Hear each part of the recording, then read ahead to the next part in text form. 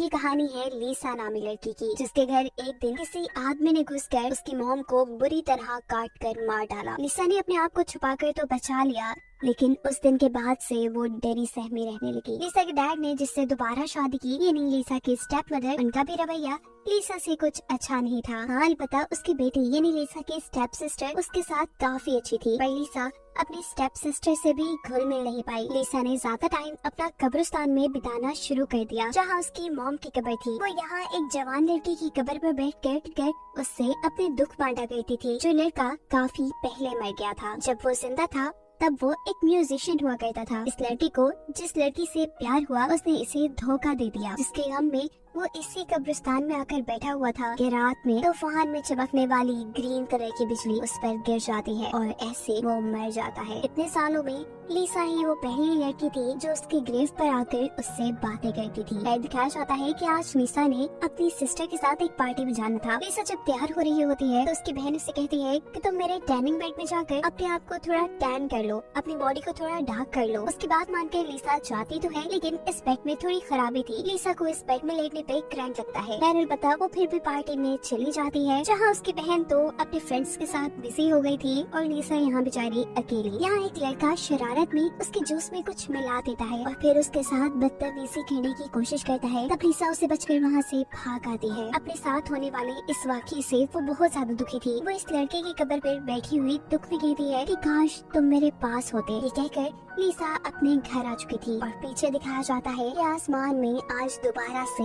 Green बादल छाए हुए हैं। वो अब घर आती है। उसे अभी भी इतना गुस्सा आया हुआ था कि उसने अपने घर का एक मिरर तक तोड़ दिया था और उसके ऐसा करते साथ ही हम आसमान से ग्रीन बिजली को कब्रिस्तान में गिरते हुए देखते हैं। ये बिजली उसी लड़के की कब्र पे गिरी थी जिससे लीसा बातें किया करती थी और अब वो लड़का जिंदा हो चुका था, जिसकी खबर अभी किसी को नहीं है। दिखाया जाता है कि लीसा के उठने पर उसके स्टेप मॉम ने उसे बहुत डांटा है, क्योंकि रात में उसने घर का शीशा तोड़ा है। वो उसे इस शीशे के पैसे मांगती है। हालांकि लीसा तो कोई जॉब भी नहीं करती, उसके डैड भी उसका कोई साथ नहीं देते और ऐसे लीसा को नुकसान भरने के लिए एक पार्ट टाइम जॉब करनी पड़ती है। जब वो घर आई तो उसने देखा कि सब लोग खाना खा चुके थे और वो लोग मूवी देखने जा रहे थे। लीसा की बहन उसे भी साथ चलने को कहती है, लेकिन लीसा थके होने की वजह से उनको मना कर देती है और उनके जाने के बाद खुद एक हॉरर मूवी लगाकर बैठ जाती है। इस वक्त अचानक उसके घर पर कोई घुस आता है, जो लीसा को कोई भूत या ज़ॉम्बी लग रहा था। उसे बचने के लिए वो कभी इधर भागती है तो कभी उधर और आखिर में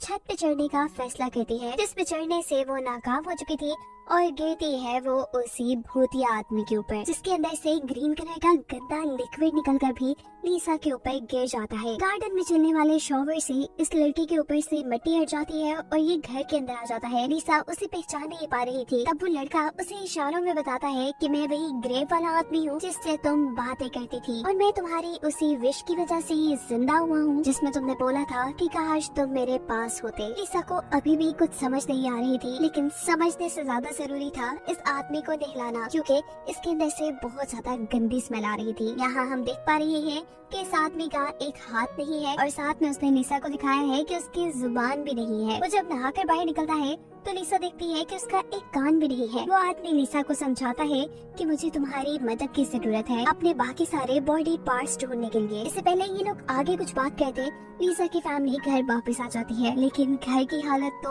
बहुत ज्यादा बुरी हुई थी। इस ज़ॉम्बी से बचने के लिए चीजें कुछ इधर उधर पड़ी थी तो कुछ टूट चुकी थी और लीसा की स्टेप मदर का मानना था कि ये सब लीसा ने जानबूझ के किया है। वो अपने हस्बैंड से यानी लीसा के डैड से कहती है कि तुम्हारी बेटी पागल हो चुकी है और अब हम इसे पागल खाने छोड़ाएं। लीसा उन्हें बहुत बताने की कोशिश करती है कि ये सब उसके लीचे की वजह से हुआ जो उनके घर में घुस आया था, पर उसकी कोई बात नहीं सुनी जाती और ये सारी बातें वो किलियचे भी कमरे में सुन रहा था।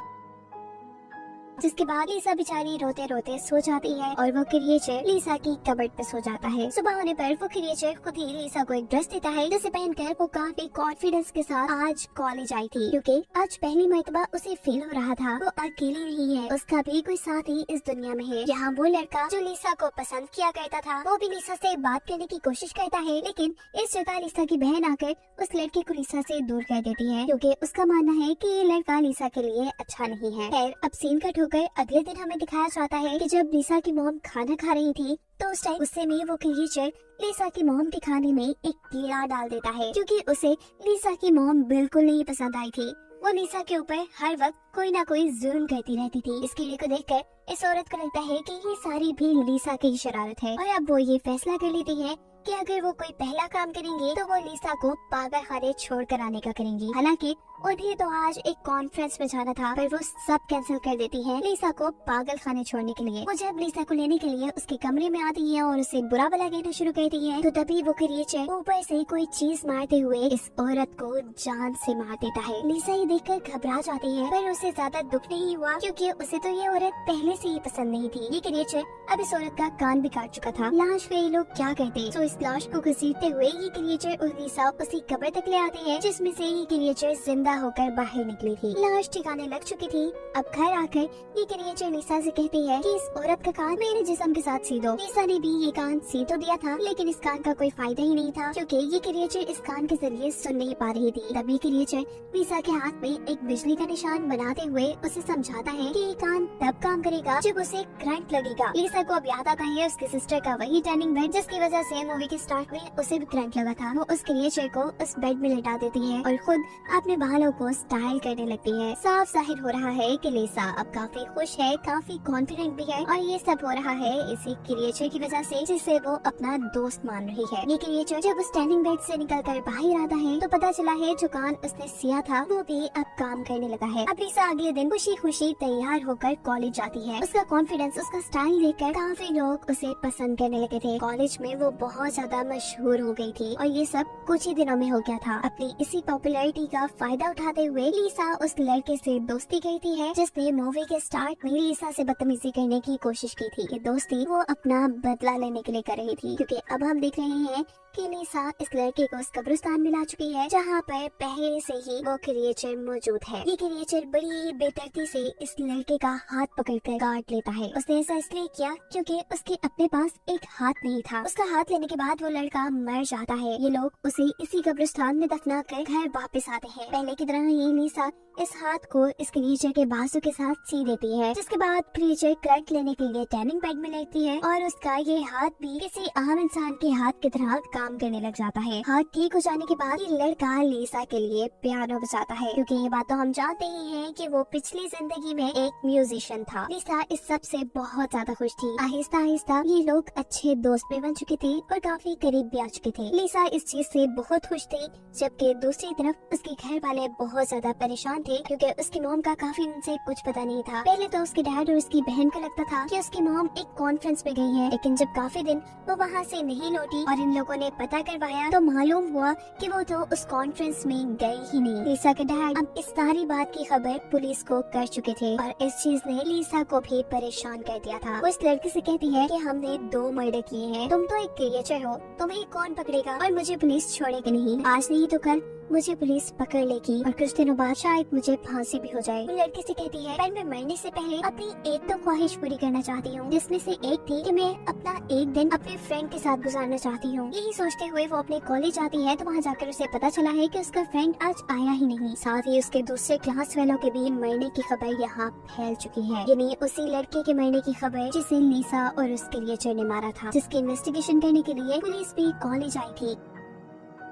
काफी सारे लोगों को शक लिसा पे था क्योंकि आखिरी पार्टी में इस लड़के ने लिसा की ड्रिंक में कुछ मिलाया भी था और उसके साथ बदतमीजी करने की भी कोशिश की थी। इसीलिए काफी लोगों को शक था कि उसके मरने के पीछे लिसा का ही हाथ होगा, लेकिन पुलिस को इन्वेस्टिगेशन करने पर कोई सुराग नहीं मिलता और ऐसे लिसा बच जाती है। दूसरी तरफ दिखाया जा रहा है कि वो क्रिएचर भी अब घर से बाहर निकल गई है। एक आदमी को डरा डरू कर उसने उसके कपड़े ले लिए हैं और दूसरे आदमी को डरा कर वो उसकी कार ले चुका था। वो दुनिया की अब खुली हवाओं का मजा लेना चाहता था। वो ऐसे ही सड़कों पे घूम रहा था कि उसे सड़क पर ये लिसा मिल जाती है जो अपने फ्रेंड के घर जाना चाह रही थी। ये क्रिएचर लिसा को अपनी कार में बिठाकर उसके फ्रेंड के घर ले आता है। यहाँ आने पर उसे पता चला था कि उसकी बहन भी उसके फ्रेंड के घर पे ही थी, जो देख लिसा को काफी गुस्सा आ जाता है और लिसा का बदला लेने के लिए अब ये क्रिएचर लिसा के दोस्त के ऊपर ही हमला कर देता है। वो उसके जिस्म के हिस्सों को काटते हुए उसे मार चुका था और अब वो लिसा की बहन पे भी हमला करने वाला था, लेकिन लिसा उसे रोक देती है। जिसके बाद ये क्रिएचर अपनी कार लेकर यहाँ से चला गया और लिसा अपनी बहन को लेकर अपनी फ्रेंड के घर से निकल आई। उस क्रिएचर का पीछा करते करते लिसा भी अब कब्रिस्तान में आ चुकी थी। जहाँ आते ही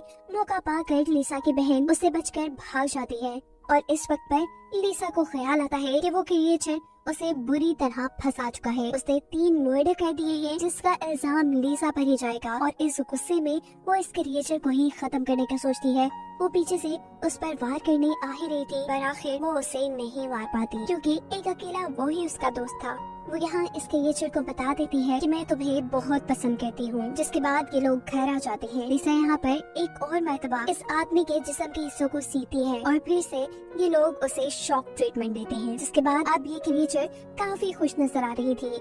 उसने एक रिंग पहना कर लिसा से शादी भी कर ली थी। इसी रात में पता चलता है कि लिसा को पकड़ने के लिए घर पर पुलिस आ चुकी है, लेकिन लिसा जेल नहीं जाना चाहती। वो हमेशा इस क्रिएचर के साथ रहना चाहती थी और इसका सिर्फ एक ही रास्ता था कि लिसा भी मर जाए। अपने आप को मारने के लिए लिसा टैनिंग पेट के अंदर जाकर उसकी हीट को फुल कर देती है और ऐसे कुछ ही देर में जलकर मर जाती है। कहानी के आखिरी सीन में दिखाया जाता है कि लिसा के डैड और उसकी सिस्टर उसकी ग्रेव पर प्रे करने आए हुए थे। जहाँ लिसा की सिस्टर नोटिस करती है कि उसकी ग्रेव पे लिखा है बिलव्ड वाइफ। वो लोग तो यहीं से चले जाते हैं और यही हमें वो क्रिएचर एक बेंच पे दिखाई जाती है जो कि एक किताब पढ़ रही थी, पर शुरू में तो उसके पास जुबान नहीं थी और लिसा ने तो किसी की भी जुबान उसके साथ जोड़ी नहीं थी। इसका मतलब है कि खुद ही इस क्रिएचर ने किसी को मारकर उसकी जुबान ले ली थी, जिसके बाद अब वो एक पूरा इंसान बन गया था। दिखाया जाता है कि गोद में उसने लिसा को लिटाया हुआ है, यानी उसने लिसा को भी जिंदा करवा लिया था और ये दोनों अब ये लाइफ एक साथ गुजारने वाले थे। और यही सब दिखाते हुए ये कहानी यहाँ खत्म हो जाती है।